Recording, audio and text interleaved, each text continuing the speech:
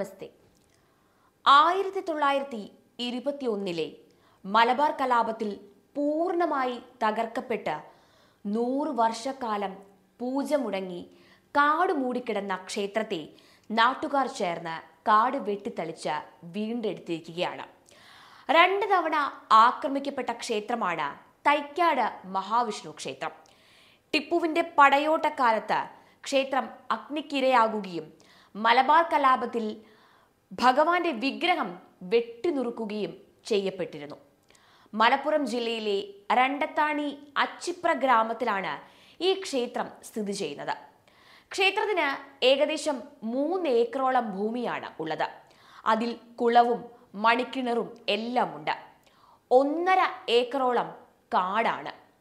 900 വർഷം പഴക്കമുള്ള ക്ഷേത്രമാണ് ഇത്. 33 കോടി ദേവഗണങ്ങളും മഹാവിഷ്ണുവിനു ചുറ്റും വൃക്ഷങ്ങളായി കുടികൊണ്ടതിലൂടെ തേവക്കാടായി അറിയപ്പെട്ടു എന്നാണ് ക്ഷേത്ര ഐതിഹ്യം. അഗ്നിക്കിരയാക്കപ്പെട്ട് തീക്കാടായ വൈഷ്ണവ സങ്കേതം പിന്നീട് പ്രദേശവാസികൾ വൃക്ഷത്തൈകൾ നട്ടുപിടിപ്പിച്ച് തൈക്കാടായി അത് അറിയപ്പെട്ടു. പടയോട്ടത്തിൽ പ്രാണഭയത്താൽ മതം മാറേണ്ടി വന്ന ഹൈന്ദവർ ഒരു പ്രായശ്ചിത്തമെന്നോണം അഗ്നിയിൽ ദഹിച്ച ക്ഷേത്ര വൃക്ഷങ്ങൾക്ക് പകരം ക്ഷേത്രത്തിനു ചുറ്റും വൃക്ഷത്തൈകൾ നടുകയും അങ്ങനെ തൈക്കാട് മഹാവിഷ്ണു ക്ഷേത്രം എന്ന് അറിയപ്പെടുകയും ചെയ്തു. മേൽപ്പത്തൂർ നാരായണ ഭട്ടതിരിപ്പാട് ഒരു മണ്ഡലകാലം ഇവിടെ 18 ശിഷ്യന്മാരോടൊത്ത് ഭജന പാർത്തതായും ഐതിഹ്യമുണ്ട്. 1921 മലബാർ കലാപത്തിൽ പൂർണ്ണമായി തകർന്ന് 100 വർഷത്തോളം പൂജ മുടങ്ങി കാട് മൂടിക്കിടക്കുകയായിരുന്നു ഇവിടം.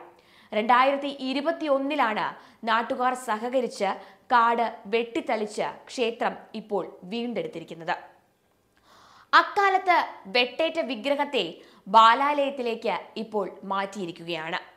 ക്ഷേത്ര പുനരുദ്ധാരണത്തിനായി നാട്ടുകാർ ചേർന്ന് ഒരു ജനകീയ കമ്മിറ്റിയും ഇപ്പോൾ രൂപീകരിച്ചിട്ടുണ്ട്.